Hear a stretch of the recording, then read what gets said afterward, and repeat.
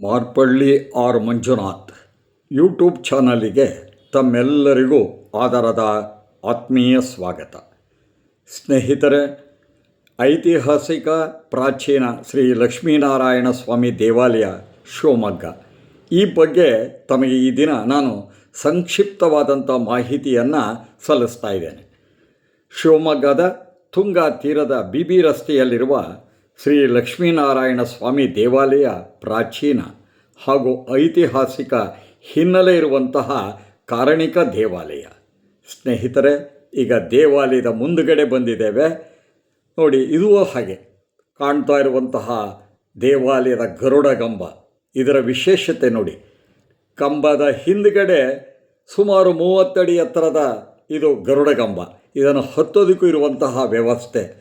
ಸುಮಾರು ಇದಕ್ಕೆ ಸಾವಿರಾರು ವರ್ಷಗಳ ಒಂದು ಇತಿಹಾಸ ಇದೆ. ಸ್ನೇಹಿತರೆ, ಈಗ ದೇವಾಲಯದ ಒಳಗೆ ನಾವು ಪ್ರವೇಶ ಮಾಡ್ತಾ ಇದ್ದೇವೆ. ಸುಮಾರು 700ರಿಂದ 800 ವರ್ಷಗಳ ಹಿಂದೆ ಸಾಗರದಲ್ಲಿರುವಂಥ ನೀಚಡಿ ಗ್ರಾಮದಲ್ಲಿ ನೆಲೆಸಿದ್ದಂತಹ ಲಕ್ಷ್ಮೀನಾರಾಯಣ ಸ್ವಾಮಿ ದೇವರ ಸುಂದರ ವಿಗ್ರಹ ಕೆಳದಿ ಅರಸರ ಕಾಲದಲ್ಲಿ ಬಿದುನೂರಿನಿಂದ ಸ್ಥಳಾಂತರವಾಗಿ, ತದನಂತರ ನಾಯಕರ ಕಾಲದಲ್ಲಿ ಶಿವಮೊಗ್ಗದ ತುಂಗಾ ತೀರದಲ್ಲಿ ಶ್ರೀ ಲಕ್ಷ್ಮೀನಾರಾಯಣ ಸ್ವಾಮಿಯನ್ನು ಕಾರ್ತಿಕ ಬಹುಳ ಪಂಚಮಿ ಎಂದು ಪ್ರತಿಷ್ಠಾಪನೆ ಮಾಡಲಾಯಿತು. ಹೀಗಾಗಿ ಪ್ರತಿ ವರ್ಷ ಕಾರ್ತಿಕ ಬಹುಳ ಪಂಚಮಿಯ ದಿನದಂದು ವಾರ್ಷಿಕ ಪ್ರತಿಷ್ಠಾಪನಾ ದಿನವಾಗಿ ಇಲ್ಲಿ ಆರಾಧನೆ ಮಾಡಲಾಗ್ತಾ ಇದೆ. ಸ್ನೇಹಿತರೆ, ಇಲ್ಲಿರುವಂಥ ಲಕ್ಷ್ಮೀನಾರಾಯಣ ಸ್ವಾಮಿಯ ವಿಗ್ರಹ ಅತಿ ಸುಂದರವಾಗಿ ಮೋಹಕ ರೂಪದಿಂದ ಪ್ರಸನ್ನ ವದನವಾಗಿ ಕಂಗೊಳಿಸುತ್ತೆ. ಸ್ನೇಹಿತರೆ, ಈಗ ದೇವಾಲಯದ ದೃಶ್ಯವನ್ನು ತೋರಿಸ್ತಾ ಇದ್ದಾನೆ. ನಾವು ಒಳಗಡೆ ಕಾಲಿಟ್ಟಾಗ ಮೊದಲು ಎಡಭಾಗದಲ್ಲಿ ಕಾಣುವಂಥದ್ದೇ ನವಗ್ರಹಗಳ ಗುಡಿ. ಸ್ನೇಹಿತರೆ, ನಂತರ ಇದರ ಪಕ್ಕದಲ್ಲೇ ಇರುವಂಥದ್ದು ಲಕ್ಷ್ಮೀ ನರಸಿಂಹಸ್ವಾಮಿಯ ಗುಡಿ. ಸ್ನೇಹಿತರೆ, ಲಕ್ಷ್ಮೀ ನರಸಿಂಹಸ್ವಾಮಿಯ ಗುಡಿ ಇದೆಯಲ್ಲ, ನಾವು ದೇವಾಲಯದ ಎಡಗಡೆ ಮುಖ್ಯ ದೇವರಾದಂತಹ ಲಕ್ಷ್ಮೀನಾರಾಯಣನನ್ನು ನೋಡೋದಕ್ಕಿಂತ ಮುಂಚಿತವಾಗಿ ಈಗ ನಾನು ಮೊದಲು ನಿಮಗೆ ತೋರಿಸ್ತಾ ಇರೋದೇ ಲಕ್ಷ್ಮೀ ನರಸಿಂಹಸ್ವಾಮಿಯ ಗುಡಿ. ಸ್ನೇಹಿತರೆ, ಇಲ್ಲಿರುವಂತಹ ಲಕ್ಷ್ಮೀ ನರಸಿಂಹ ದೇವರಿದಾರಲ್ಲ, ಲಕ್ಷ್ಮಿಯನ್ನು ತನ್ನ ಎಡತೊಡೆಯ ಮೇಲೆ ಕೂರಿಸ್ಕೊಂಡಿದ್ದು ಚತುರ್ಭುಜಧಾರಿಯಾಗಿ ಬಲಗೈಯಲ್ಲಿ ಪುಷ್ಪವನ್ನು, ಕೆಳಗಡೆಯ ಬಲಗೈಯಲ್ಲಿ ಚಕ್ರವನ್ನು ಹಾಗೂ ಮೇಲ್ಗಡೆಯ ಎಡಗೈಯಲ್ಲಿ ಗದೆಯನ್ನು ಹಾಗೂ ಕೆಳಗಡೆಯ ಎಡಗೈಯಲ್ಲಿ ಶಂಖವನ್ನು ಧರಿಸಿರುವಂತಹ ಸುಂದರವಾದಂತಹ ಮೂರ್ತಿ ಇದು.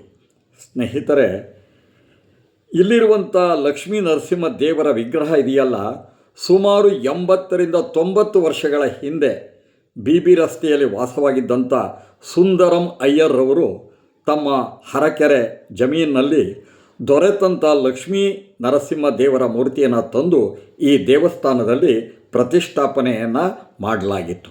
ನಂತರದಲ್ಲಿ 2022ರಲ್ಲಿ ಹರಿಹರಪುರದ ಶ್ರೀಗಳಿಂದ ಲಕ್ಷ್ಮೀ ನರಸಿಂಹ ದೇವರ ಮೂರ್ತಿಯನ್ನು ಪುನಃ ಪಶ್ಚಿಮಾಭಿಮುಖವಾಗಿ ಪ್ರತಿಷ್ಠಾಪನೆಯನ್ನು ಮಾಡಲಾಗಿದೆ.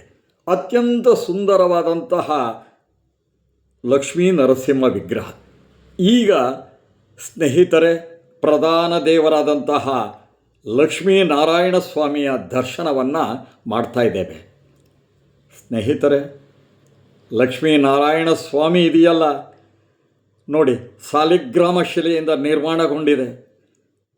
ಮೇಲ್ಗಡೆ ಇಲ್ಲೂ ಅಷ್ಟೇ ಬಲಗೈಯಲ್ಲಿ ಪುಷ್ಪವನ್ನು, ಕೆಳಗಿನ ಬಲಗೈಯಲ್ಲಿ ಶಂಖವನ್ನು ಹಾಗೂ ಮೇಲ್ಗಡೆ ಎಡಗೈಯಲ್ಲಿ ಗದೆಯನ್ನು, ಕೆಳಗಡೆ ಇರುವಂತಹ ಎಡಗೈಯಲ್ಲಿ ಚಕ್ರವನ್ನು ಧರಿಸಿರುವಂಥ ಅತ್ಯಂತ ಮೋಹಕ ಮೂರ್ತಿ. ಈ ಸ್ವಾಮಿಯ ಎಡತೊಡೆಯ ಮೇಲೆ ಕುಳಿತಿರುವಂಥ ಲಕ್ಷ್ಮೀ ದೇವಿ ನಾರಾಯಣ ಸ್ವಾಮಿಯನ್ನು ಬಲಗೈಯಿಂದ ಹಿಡಿದು ಎಡಗೈಯಲ್ಲಿ ಮಾಫಲವನ್ನು ಹಿಡಿದುಕೊಂಡು ತನ್ಮಯತೆಯಿಂದ ನಾರಾಯಣ ಸ್ವಾಮಿಯನ್ನು ನೋಡುವಂತಹ ಭಂಗಿ. ಸ್ನೇಹಿತರೆ, ಈ ಲಕ್ಷ್ಮೀನಾರಾಯಣ ಸ್ವಾಮಿ ಇದೆಯಲ್ಲ, ಇದರ ಪ್ರಭಾವಳಿಯಲ್ಲಿ ದಶಾವತಾರದ ಸುಂದರವಾದ ಕೆತ್ತನೆ ಬಹಳ ಮನಮೋಹಕವಾಗಿದೆ. 4.5 ಅಡಿಯ ಈ ಸ್ವಾಮಿಯ ಗರುಡ ಪೀಠದ ಮೇಲೆ ಕುಳಿತಿದ್ದು ಗರುಡ ದೇವರು ಲಕ್ಷ್ಮೀನಾರಾಯಣ ಸ್ವಾಮಿಯನ್ನು ಭಕ್ತಿ ಭಾವದಿಂದ ಹೊತ್ತಿರುವಂತೆ ಕಾಣಿಸುತ್ತೆ ಸ್ನೇಹಿತರೆ. ಈ ನಾರಾಯಣ ಮತ್ತು ಲಕ್ಷ್ಮೀ ನರಸಿಂಹ ಇವೆರಡರ ಕೆತ್ತನೆಗಳಲ್ಲಿ ಬಹಳಷ್ಟು ಸಾಮ್ಯತೆಯನ್ನು ನಾವಿಲ್ಲಿ ಕಾಣ್ತಾ ಇದ್ದೇವೆ. ನೋಡಿ, ಮೂಲ ಮೂರ್ತಿಯನ್ನು ತೋರಿಸ್ತಾ ಇದ್ದೇನೆ, ಲಕ್ಷ್ಮೀ ನಾರಾಯಣ ಸ್ವಾಮಿ ಹೇಗಿದೆ ಅಂತ ಹೇಳಿ. ಸ್ನೇಹಿತರೆ, ಇದನ್ನು ನೋಡುವಂಥದ್ದೇ ಒಂದು ಮಹಾಭಾಗ್ಯ. ತಾವು ನೋಡ್ತಾ ಇದ್ದೀರಿ. ಈಗ ನಾವು ಹೋದಾಗ ನಮ್ಮ ಒಂದು ಧನ್ಯತಾ ಭಾವ ಏನು ಅಂತಂದರೆ ಮಹಾಮಂಗಳಾರತಿ ಆಗ್ತಿತ್ತು. ಅದನ್ನು ನೋಡುವಂತಹ ಆ ಭಾಗ್ಯ ನಮಗೆ ದೊರೆತಿದೆ ಸ್ನೇಹಿತರೆ. ನೋಡಿ ಎಷ್ಟು ಸುಂದರವಾಗಿದೆ ಅಂದರೆ, ನಾವು ಬೇಲೂರಿನಲ್ಲಿ ನೋಡ್ತೀವಲ್ಲ ಚೆನ್ನಕೇಶವ, ಅಷ್ಟು ಮುದ್ದಾದಂಥ ಮೂರ್ತಿ. ಆ ಮೂರ್ತಿಯನ್ನು ನೋಡಿದವರಿಗೆ ಇಲ್ಲಿರುವಂತಹ ಲಕ್ಷ್ಮೀ ನಾರಾಯಣನನ್ನು ನೋಡಿದಾಗ ಅದೇ ಭಾವನೆ ಉಂಟಾಗುವಂಥದ್ದು. ಹೀಗಾಗಿ ನಾವು ನೋಡಿ ಇಲ್ಲಿರುವಂತಹ ಒಂದು ಆ ಮೂರ್ತಿಯ ಕೆತ್ತನೆಯನ್ನು ನೋಡಿದಾಗ ಮತ್ತು ಇಲ್ಲಿರುವಂಥ ದೇವಾಲಯದಲ್ಲಿರುವಂತಹ ಕಂಬಗಳನ್ನು ನೋಡಿದಾಗ ಈ ದೇವಾಲಯ ಅತ್ಯಂತ ಒಂದು ಪುರಾತನ ಕಾಲಕ್ಕೆ ಸುಮಾರು 500 ವರ್ಷಗಳು ನಾವು ಕೆಳದಿ ಅರಸರ ಒಂದು ಇತಿಹಾಸವನ್ನು ನೋಡಿದಾಗ ಅಲ್ಲಿಂದ ಬಂದಿದೆ. ಅದಕ್ಕಿಂತ ಮುಂಚೆ ಸಾಗರದ ನೀಚಡಿ ಗ್ರಾಮದಲ್ಲಿ ಇತ್ತು ಈ ಮೂರ್ತಿ ಅನ್ನುವಂಥದ್ದು. ಹೀಗಾಗಿ ಈ ದೇವಾಲಯದಲ್ಲಿ ಪ್ರತಿಷ್ಠಾಪನೆಯಾಗಿರುವಂತಹ ಈ ಲಕ್ಷ್ಮೀನಾರಾಯಣ ಮೂರ್ತಿ ಎಷ್ಟು ವರ್ಷಗಳ ಹಿಂದಿನದು ಅಂದರೆ ಸುಮಾರು 1000 ವರ್ಷಗಳ ಹತ್ತಿರ ಇರುವಂತಹ ಮೂರ್ತಿ. ಅಂದರೆ ಇದು ಹೊಯ್ಸಳರ ಒಂದು ಶಿಲ್ಪಕಲೆಯನ್ನು ನಾವು ಇಲ್ಲಿ ನೋಡೋದ್ರಿಂದ, ಮೂರ್ತಿಯ ಆ ಕೆತ್ತನೆ ರಚನೆಗಳು ಇರೋದರಿಂದ ಇದು ಹೊಯ್ಸಳರ ಕಾಲಕ್ಕೆ ಸಂಬಂಧಪಟ್ಟಿದ್ದೇನೋ ಅನ್ನುವಂತಹ ಮಾತು ಇಲ್ಲಿ ಕಾಣಿಸುತ್ತೆ. ಸ್ನೇಹಿತರೆ, ಈಗ ದೇವಾಲಯದ ಒಳಗಡೆ ಇರುವಂತಹ ಒಂದು ಗರ್ಭಗುಡಿಯ ಮುಂದುಗಡೆ ಇರುವಂತಹ ನವರಂಗದಲ್ಲಿರುವಂತಹ ಇರುವಂಥ ಮೂರ್ತಿಯನ್ನು ತೋರಿಸ್ತಾ ಇದ್ದೇನೆ.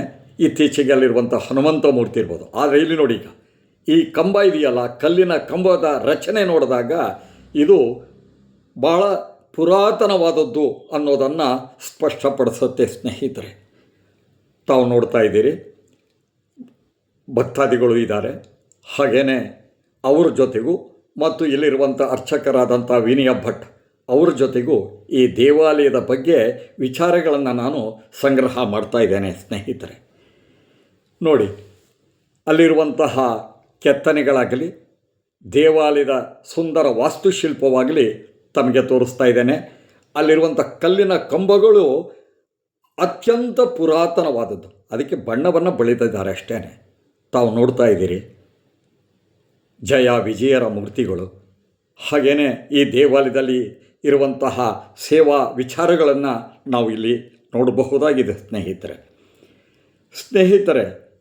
ಈ ಲಕ್ಷ್ಮೀನಾರಾಯಣ ಸ್ವಾಮಿ ಕೆಳದಿ ಅರಸರಿಂದ ಪೂಜಿಸಲ್ಪಟ್ಟಿದ್ದು, ನಂತರದ ಕಾಲದಲ್ಲಿ ಕಾಲಕ್ಕೆ ದೇವಾಲಯವನ್ನು ಅಭಿವೃದ್ಧಿಪಡಿಸುತ್ತಾ ಬರಲಾಗಿದೆ.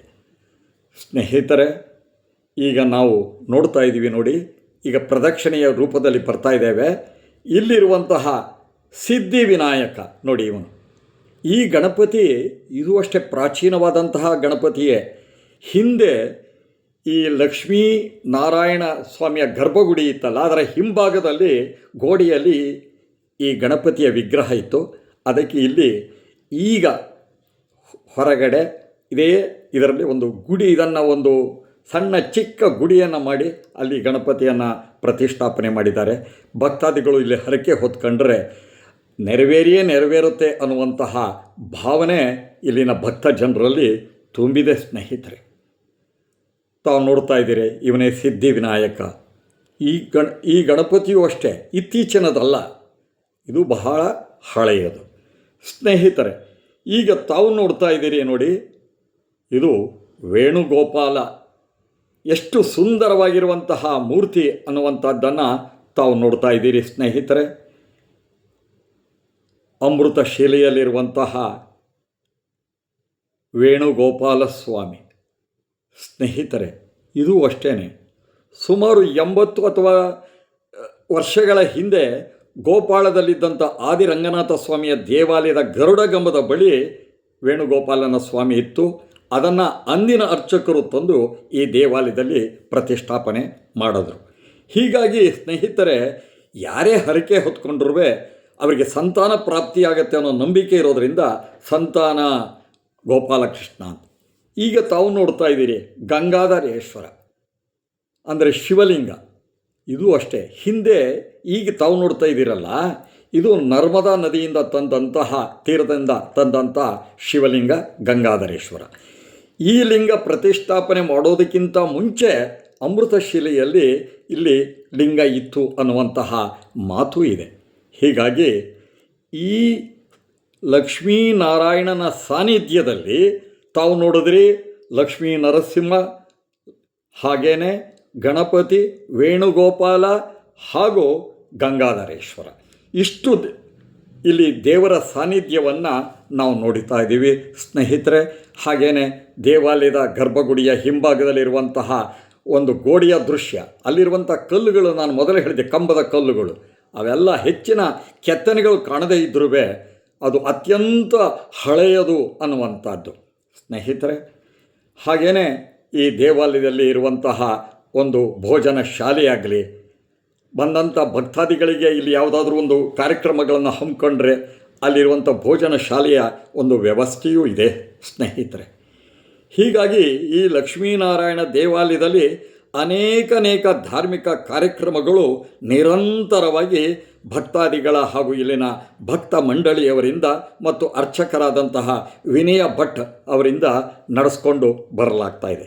ಪ್ರತಿ ವರ್ಷ ವೈಶಾಖ ಮಾಸ ಹುಣ್ಣಿಮೆಯ ದಿನ ನಡೆಯುವ ಬ್ರಹ್ಮರಥೋತ್ಸವ, ಕಾರ್ತಿಕ ಮಾಸದಲ್ಲಿ ಪ್ರತಿನಿತ್ಯ ನಡೆಸುವ ದೀಪೋತ್ಸವ, ಮಾರ್ಗಶಿರದ ಶುದ್ಧ ಷಷ್ಠಿ ಕಡೆ ಕಾರ್ತಿಕ ದೀಪೋತ್ಸವ, ನಾಗನಿಗೆ ಕುಂಭಾಭಿಷೇಕದಲ್ಲಿ ರಾತ್ರಿ ಪ್ರಾಕಾರೋತ್ಸವ, ರಂಗಪೂಜೆ, ಅಷ್ಟಾವಧಾನ ಸೇವೆ, ಜೊತೆಗೆ ವರ್ಷದಲ್ಲಿ ಬರುವ ಎಲ್ಲ ಹಬ್ಬಗಳಲ್ಲೂ ಲಕ್ಷ್ಮೀನಾರಾಯಣ ಸ್ವಾಮಿಗೆ ಅಭ್ಯಂಜನ ಸ್ನಾನ ಪೂಜೆ, ಹೀಗೆ ಅನೇಕ ಧಾರ್ಮಿಕ ಮಹೋತ್ಸವಗಳು ಇಲ್ಲಿ ಶ್ರದ್ಧಾಭಕ್ತಿಯಿಂದ ನಡೆಸಲಾಗ್ತಾ ಇದೆ ಸ್ನೇಹಿತರೆ. ಈಗ ತಾವು ನೋಡ್ತಾ ಇದ್ದೀರಿ ದೇವಾಲಯದ ದೃಶ್ಯವನ್ನು ನಾನು ತೋರಿಸ್ತಾ ಇದ್ದೇನೆ. ಗರುಡಗಂಬದ ವಿಶೇಷತೆಯೂ ಸಹ ಮುಂಚಿತವಾಗಿ ಹೇಳಿದ್ದೇನೆ. ಈಗ 26/4/26ರಿಂದ 2/5/26ರವರೆಗೆ ಪ್ರತಿದಿನ ಇಲ್ಲಿ ನಡೆಯುವಂತಹ ಧಾರ್ಮಿಕ ಕಾರ್ಯಕ್ರಮ, ನೂತನ ರಥದ ವಿಚಾರಗಳು, ರಥೋತ್ಸವ ಎಲ್ಲವನ್ನು ಸಾಂಗೋಪಸಾಂಗವಾಗಿ ವಿಚಾರವನ್ನು ನಮ್ಮ ಇಲ್ಲಿನ ಅರ್ಚಕರಾದಂತಹ ವಿನಯ ಭಟ್ರವರು ಹೇಳ್ತಾರೆ. ಅವ್ರ ಬಾಯಿಂದಲೇ ಈ ವಿಚಾರವನ್ನು ಕೇಳೋಣ ಸ್ನೇಹಿತರೆ.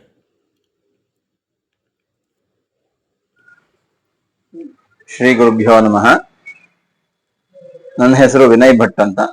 ನಾನು ಶಿವಮೊಗ್ಗ ನಗರದ BB ರಸ್ತೆಯಲ್ಲಿರುವ ಲಕ್ಷ್ಮೀನಾರಾಯಣ ಸ್ವಾಮಿ ದೇವಸ್ಥಾನದ ಅರ್ಚಕರು. ಈ ಲಕ್ಷ್ಮೀನಾರಾಯಣ ಸ್ವಾಮಿ ದೇವರು ಮೊದಲು ಕೆಳದಿ ಅರಸರ ಕಾಲದಲ್ಲಿ ನೀಚಡಿ ಎಂದ ಒಂದು ಊರಿನಲ್ಲಿ ಪ್ರತಿಷ್ಠಾಪನೆ ಆಗಿತ್ತು. ತದನಂತರ ಬಿದನೂರು ಅಂತ ಒಂದು ಗ್ರಾಮದಲ್ಲಿ ಪ್ರತಿಷ್ಠಾಪನೆ ಆಯಿತು. ಅದ ನಂತರ ಶಿವಪ್ಪನಾಯಕ ಕಾಲದಲ್ಲಿ ಈ ಶಿವಮೊಗ್ಗ ನಗರದ ತುಂಗಾ ನದಿ ತೀರದಲ್ಲಿ ಬಂದು ಪ್ರತಿಷ್ಠಾಪನೆ ಆಗಿರುವಂಥದ್ದು. ಸುಮಾರು 300-400 ವರ್ಷದ ಇತಿಹಾಸ ಇದೆ ಇದರೊಳಗೆ. ಈ ಒಂದು ಆ ಪ್ರತಿಷ್ಠಾಪನೆ ಆಗಿದ್ದ ದಿನ ಕಾರ್ತಿಕ ಮಾಸದ ಬಹುಳ ಪಂಚಮಿ ದಿನ, ಅವತ್ತಿನ ದಿವಸ ಪ್ರತಿಷ್ಠಾಪನೆ ಮಾಡಿ ಇಲ್ಲಿಂದ ನಿತ್ಯ ಸೇವೆಗಳನ್ನ ಮಾಡ್ಕೊಂಡು ಬರ್ತಾ ಇರೋದು. ಹಾಗೆ ಈ ವರ್ಷ ಅಂದ್ರೆ ಪ್ರತಿ ವರ್ಷದ ವೈಶಾಖ ಮಾಸದ ಶುದ್ಧ ಹುಣ್ಣಿಮೆ ದಿನ ಪ್ರತಿ ವರ್ಷದಲ್ಲಿ ಬ್ರಹ್ಮರಥೋತ್ಸವವನ್ನು ವಿಜೃಂಭಣೆಯನ್ನು ಆಚರಣೆ ಮಾಡ್ತಾ ಇದ್ದೀವಿ. ಆ ಬ್ರಹ್ಮರಥೋತ್ಸವದ್ದು ಈ ವರ್ಷದ ಮಾತ್ರ ವಿಶೇಷ ಇದೆ. ಏಕೆ ಅಂತ ಹೇಳಿದ್ರೆ ಬ್ರಹ್ಮರಥೋತ್ಸವಕ್ಕೆ ಮಾಡುವಂತಹ ರಥ ಹಳೆ ರಥ ಶಿಥಿಲವಾಗಿತ್ತು. ಹೋದ ವರ್ಷ ಅದಕ್ಕೆ ಸಂಕಲ್ಪ ಮಾಡಿ ಸುಮಾರು 25 ಲಕ್ಷ ರೂಪಾಯಿಗಳನ್ನ ವೆಚ್ಚ ಮಾಡಿ ಹೊಸ ರಥವನ್ನು ಮಾಡಿಸ್ತಾ ಇದೀವಿ. ಅದಕ್ಕೆ 7 ದಿನಗಳ ಕಾಲ ಕಾರ್ಯಕ್ರಮ ಮಾಡ್ತಾ ಇದೀವಿ. ಏಪ್ರಿಲ್ 26ನೇ ತಾರೀಕು 2026ರಿಂದ ಮೇ 2, 2026ವರೆಗೆ 7 ದಿನಗಳ ಕಾಲ ಪ್ರತಿನಿತ್ಯ ಚತುರ್ವೇದ ಪಾರಾಯಣ, ಭಾಗವದ್ಗೀತೆ ಪಾರಾಯಣ, ಭಾಗವತ ಪಾರಾಯಣ ಮತ್ತೆ ವಿವಿಧ ಹೋಮಗಳು